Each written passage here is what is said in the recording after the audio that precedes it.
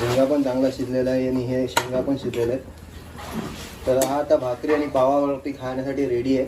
बघू शकता झिंगा मसाला, झिंगा कसे एकदम गरम गरम तयार झालेले आहेत.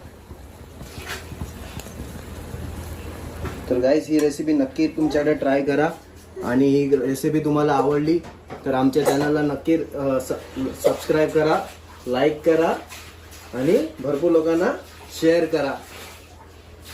Thums up. आता आपण हिला गार्निश करून घेऊया. जी कोथिंबीर आपण कापली ती टाकूया. एकदम गावरान रेसिपी आपली तयार आहे.